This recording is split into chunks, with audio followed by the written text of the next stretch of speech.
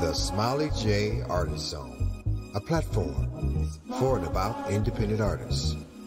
Music, interviews, and much, much more. Now, give it up. Your host, Smiley J.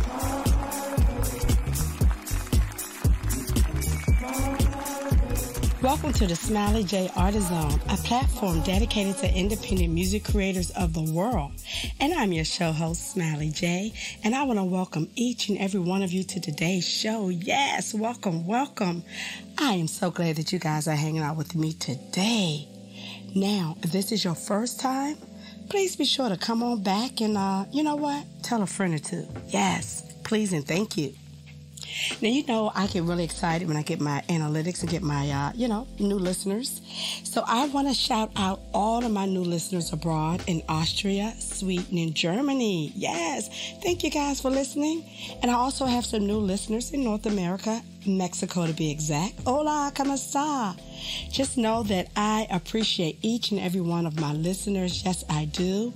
Thank you for listening. And, sharing is caring. So make sure you share and tell a friend. Now, for today's show, I thought that I would do something a little different for you guys. You guys know that I love and support independent artists, and I love, love, love live music.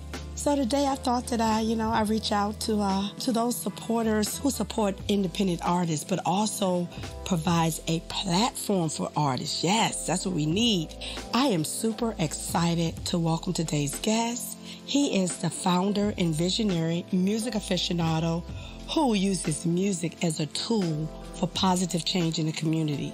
I need you guys to help me welcome today's guest, board president of the Lake Arbor Jazz Festival, Mr. Kevin C. Alexander.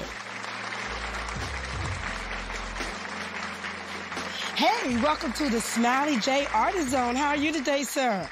I'm doing well, Smiley J. I'm doing very well. How about yourself? I'm doing well, too. I want to welcome you again to the show, and I also want to congratulate you on your 12th annual Lake Arbor Jazz Festival. Thank you so much. Thank you so much. We've had a blast over the last 12 years, and this year was another great success right here in Prince George's County. So thank you so much. Absolutely. Now, here on the show, I typically interview independent music creators, but I thought it would be really cool to feature folks like yourself who not only support music creators, but you have an annual festival where you feature a lot of independent artists, international artists. And this year was my first year. And, of course, I was there with artist Karen Lynette, who did her thing. Right. She had an amazing set. I saw half of her set. But I heard all of her set from afar, but amazing talent, Karen Lynette. Yes, and everyone, all the lineup, very talented. I mean, yes. You guys, I'm excited. I'm like, I've been missing out. This was my first year, so I definitely will be back next year. Wow, this is your first year. My first year, wow. Yes. Okay. I'm ashamed to say. You're not the only person that has said that. A lot of people in the summer, either there's a conflict with family commitments or different traveling engagements, so they miss out on the festival. But, we try to string it out so that most people in the area, certainly in the DMV and around, can check us out. Mm-hmm, absolutely. So I want to talk about folks like yourself who are using a platform to support music. So when did you decide that you wanted to organize a festival? And tell us about your vision. Yeah, so I'm a music lover, a jazz lover in particular, but I love music. I went to school in college in Nashville, Tennessee. That's the music capital. Music town, yes. Right. So I went to Fisk University, and music was everywhere. My roommate at the time was a disc jockey for Fisk University's radio station. It was a jazz station, WFSK. And that was pretty much my first entree into really seeing how the platform could work to bring people together. And later on, a couple of years later, I went to my first jazz festival up in Newport, Rhode Island. The Newport, Rhode Island Jazz Festival, one of big festivals in the world. That was in the mid 80s, and then from that point on, I just took the opportunity to go to jazz festivals, concerts, and over the years working in the community in Prince George's County, that gave me an opportunity to bring people together in the mid 90s going into 2000 when I had the vision to start the Lake Arbor Jazz Festival. And it actually came to me after I left the Jazz Festival in San Jose. I went out there to see a jazz festival, and on the way back, I liked what they did so much. It was a combination of bringing local talent, and it was supported by the community. So on the way back, on the red eye, on the way back, I pretty much put together a plan, the vision, and I presented it to first some of my close friends, and then ultimately I presented to a couple of people in the county in leadership positions that would be able to support the vision. And they did that, mainly the Parks and Recreation Department, Maryland National Capital Park and Planning Commission. They were our first major partner, and they supported the vision, and they continue to support it to this day. So that pretty much birthed Lake Arbor Jazz, and that was in 2010. That was the first annual in 2010. Wow. And 12 years later, you're still here standing tall. I love it. Yes. So, a little bit of ups and downs. Obviously, COVID had an impact on what we did a couple of years ago. Funding also, sponsorship has an impact on what we do. But through it all, we've been able to string together 12 years of successful festivals right here. Wonderful. Now, like, what are some of the essential steps to planning a festival, the whole operations and all that? I imagine permits and all that. Yeah. I think what you really need to start out with first and foremost is a team. If you have dedicated members on your team, whether they are paid or whether or not they are volunteers, and our organization is a nonprofit. So the entity that really produces the festival is called the Prince George's Cultural Arts Foundation, which is a nonprofit that I started to support the Jazz Festival. And so we start out with core members of the team that are tasked with making sure that the festival goes off without a hitch. Without a team, it's really impossible to really put together something as large as this is. And then, of course, volunteers to help us manage and oversee the festival. So I would tell anyone to start out with people that you trust, that you know that can do the job, that are professionals and that are dedicated. So, that's the first thing. And then, like you said, the whole permitting process is a challenge, because when you're dealing with major artists that have requirements such as staging and lighting, and you have vendors, you have tinting that goes on, those requirements, they require oversight from the county. And the county is not going to let you do anything like that as large as that without having the proper permitting, just in case something goes wrong. Because if something goes wrong and you don't have those permits in place, then really you could put a lot of people at risk and in danger. Liability, yeah. So we make sure that we talk to the appropriate personnel to make sure that our insurances are in place. All of our site planning is in place.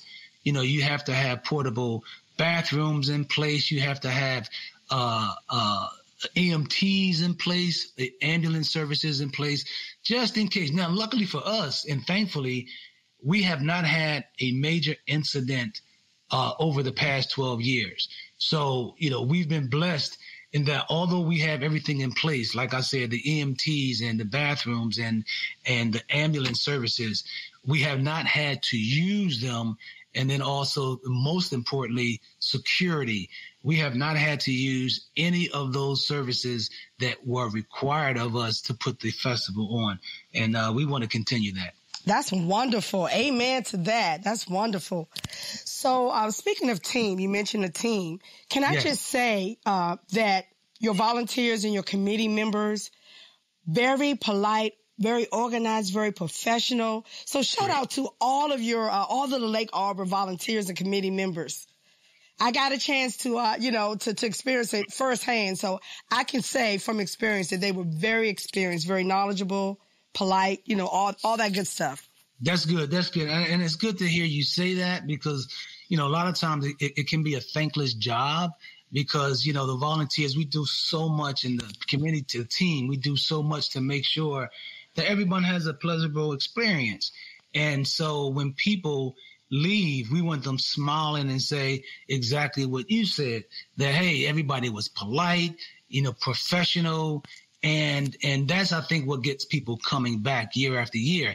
They come to an event where they're not made to feel warm and it's not a friendly experience, then they won't come back. And we don't want that. We want them to come back year after year after year. Yeah. And let me just say, the Artist Green Room. Yes. Like a 5-star restaurant in there. All right. Okay. Well, shout out to Nadine Sid. Nadine, yes, Sid, one of our original team members. She makes sure that the green room is set up such that it is very, very comfortable for our artists. She makes sure that the food and the meal service is on point.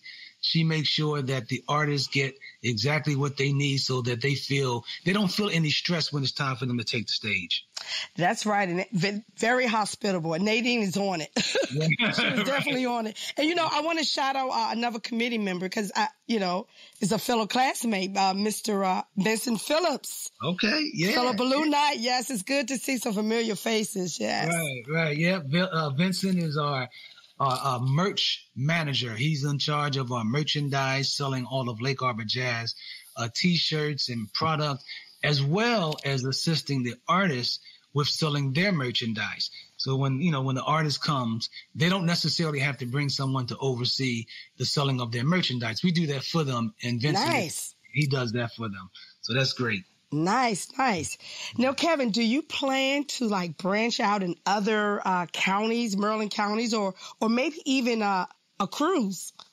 You know what? We get that every year. We ask people, what do you want to see from Lake Arbor Jazz next year or the next couple of years?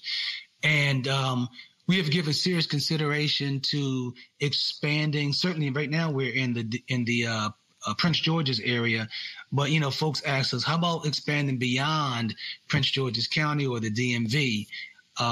We've done some shows in the past. We've done shows at Bethesda Jazz and Blues, which was highly successful. Mm-hmm. Right now, last year, because of COVID, we were down at National Harbor, which was, again, a concert series that was extremely successful. The entire month of July, we did that. And so right now we're going back to the planning, and we're looking at what we can do for the upcoming year, 2023 and beyond. So I would say stay tuned. Okay. Everything is on the table. Nothing's off the table. We just, like I said before, what's important is to make sure that we have the personnel, the team, the volunteers, and then I have to say this most importantly also is the sponsorship and finances. If we don't have the funding to do what we want to do, it's not going to happen. So those are the key factors. But I would say stay tuned. You'll be surprised what we're going to do in the future. All right. But you know what? I want to shout out all the sponsors that support the Lake Arbor Jazz Festival. Absolutely. And, we've had some amazing sponsors over the year. I mentioned earlier that Maryland National Capital Park and Planning Commission, they were our first, we call them a partner because they bring so much in resources to the table. But also Xfinity, they've been a tremendous partner over the years. Wellspring Manor and Spa. Wellspring Manor and Spa has been a partner as well as a sponsor, which is a luxury bed and breakfast in Prince George's County. Also, the Prince George's Arts and Humanities Council, Wegmans has been a sponsor, Experience Prince George's. The Lake Arbor Foundation also has been a sponsor. And then this year, we also had the support of Prince George's Community College, the Performing Arts Center. 2 of our shows for the festival was actually housed at the Prince George's County Center for Performing Arts, which was amazing show. One show featured Jonathan Butler and Ann Nesby, and the other show on Friday, which was our Summer White Affair, featured Gerald Albright and Chelsea Green and the Green Project. So we're really happy for all of our sponsors that have supported us over the years. And those were sold out concerts because I tried to get my ticket. So make sure. So to all my listeners, if you are a newbie, make sure that you secure your ticket early because they do sell out fast. Right, absolutely. So we're pleased that we've had a good run for 12 years. I certainly want to acknowledge and recognize the team members. I mentioned the sponsors, but I do want to recognize the team members like myself. Obviously, I'm the board president of the foundation and executive producer of the festival. My wife, who has been there with me from day one, Lisa Alexander, she's our board secretary and supervising producer. And then our treasurer, Don Cowan, he oversees the beer and wine tent.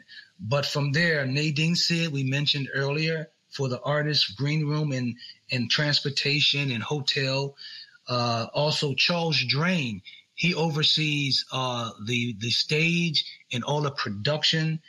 Eric Lilly helps us with the media, parking, and security. Nikki Hazelwood, we have generally anywhere between 20 and 40 vendors every year. So Nikki oversees the vendor experience. You mentioned Vincent Phillips. He oversees the merchandise. Also, Sean Drain, she handles the volunteers. So we have generally about 100 volunteers, and that has to be coordinated. Then Sean does a great job with that. And then Jerome Parker, he oversees our site and our field operations. So you can imagine having to move tents and, as I mentioned, porta-johns and staging and making sure that the field operation is on point when we come to the field. That was Jerome. And so the team members, very important in making this a pleasurable experience for everybody. Wow, a lot of moving pieces. There's a lot to go on behind the scenes, as you guys can hear. So absolutely. So one question I want to ask is that how do you determine, or who determines your lineup, your artist lineup? Like, is there a committee that, do you guys determine, who you're going to select for the festival, or is it a deadline that the artist must submit their package? So over the years, I get feedback from everybody on the team. And then myself and another gentleman who handles the stage, his name is Charles Drain. He and I would field all of the requests that comes in. Most of the requests comes to me either through info@lakearborjazz.com or through Facebook, or we'll just send out a plug to, send us a quick note on who you would like to see in the festival. But for the most part, I'm in charge of the talent acquisition, and I work closely with Charles Drain, my production manager, who kind of gives me an idea of how we round out the field. As the festival has grown, we've had more slots or more opportunities for artists to actually play on the stage.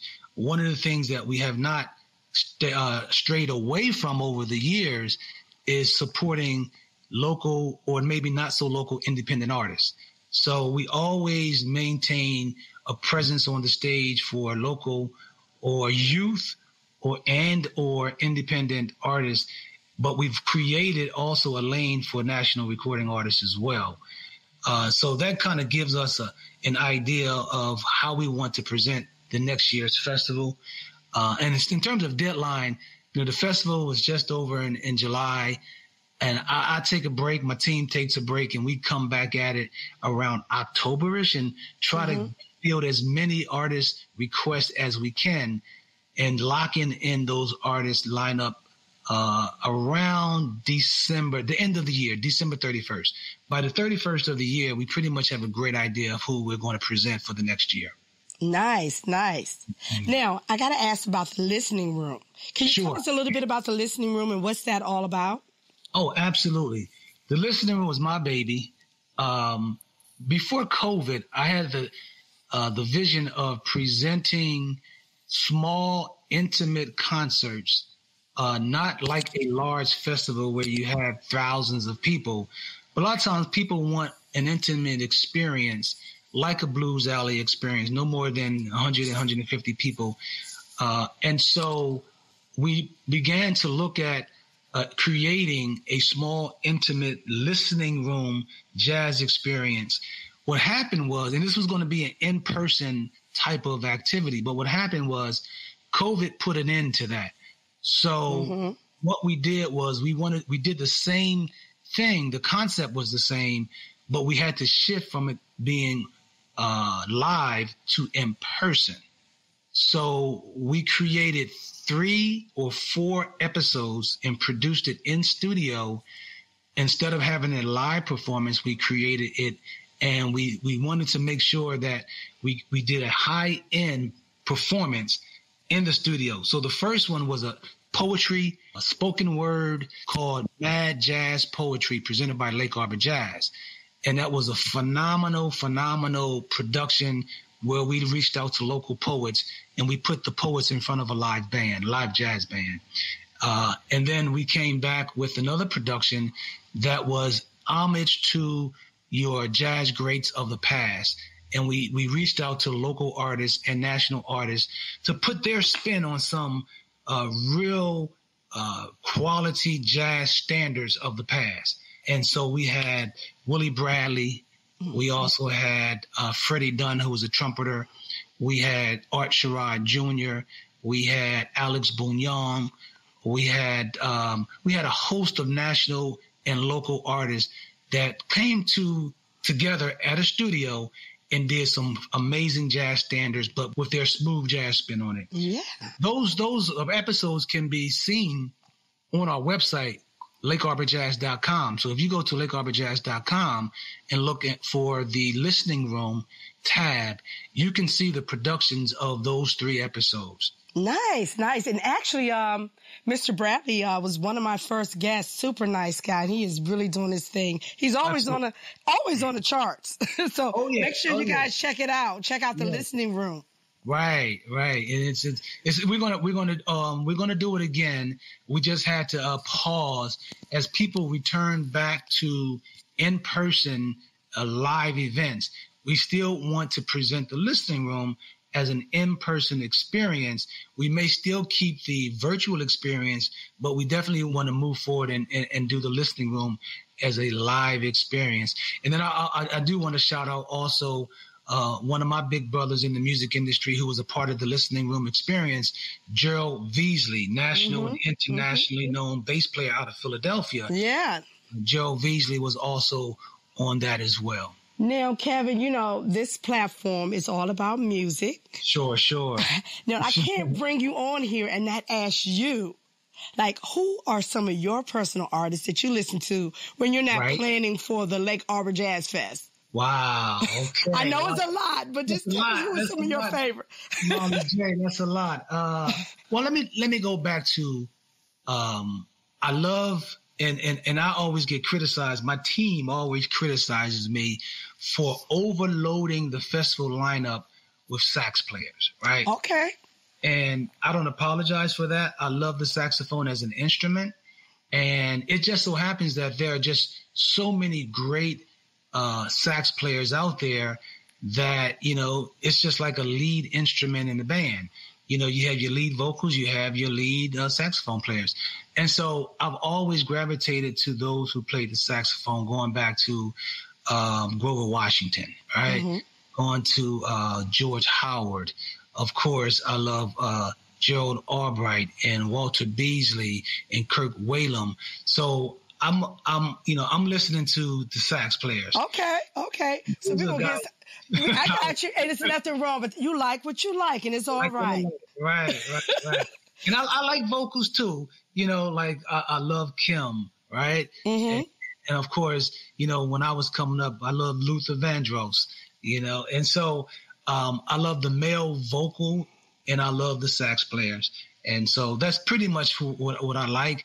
I also was a big George Duke fan. Loved George Duke growing up, coming through. So Sir I'm Duke, yes. Yeah. I'm pretty versatile. I don't play an instrument. So people ask me all the time, you don't play an instrument. So how did you get into this? But you don't play an instrument. I just like bringing people who play instruments together. And we're so glad that you like that, because if not, we wouldn't have the annual Lake Arbor Jazz Festival. That's right. That's right.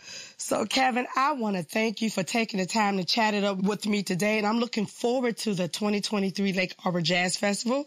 So I know that you said you guys, you're taking a break.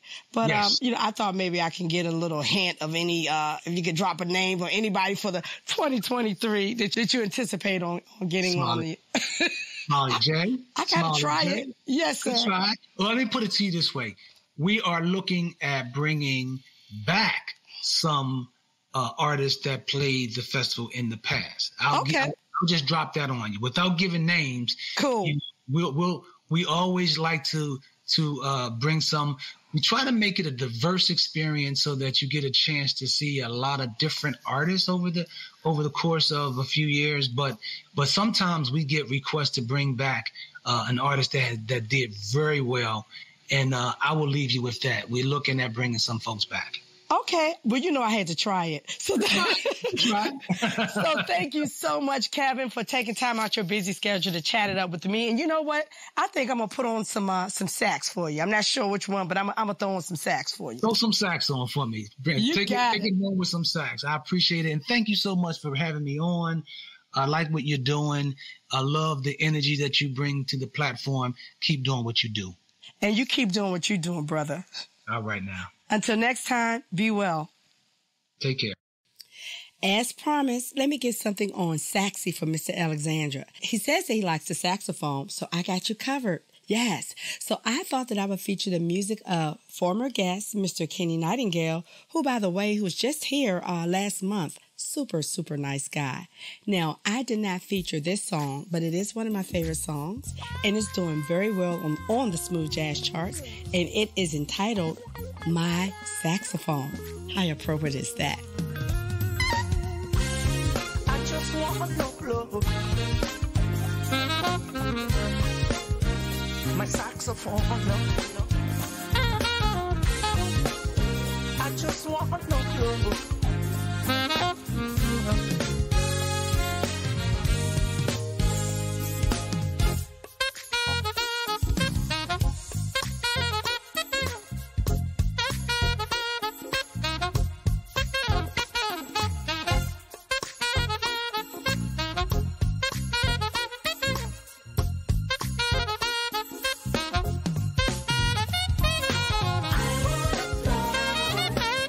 saxophone.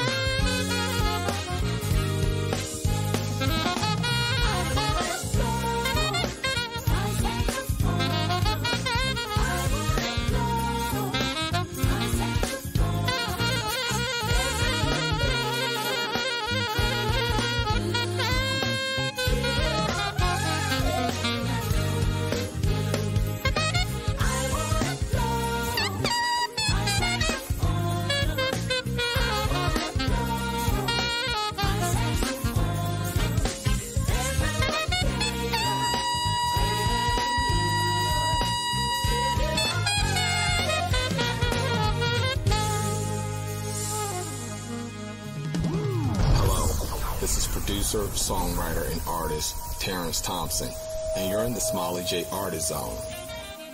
All right, it's that time. But I want to again thank today's guest, Mr. Kevin Alexander, for stopping by and hanging out with me in the Artist Zone, and for also sharing to what was once his vision to what is now. He's now entering to the 13th year of hosting the annual Lake Arbor Jazz Festival.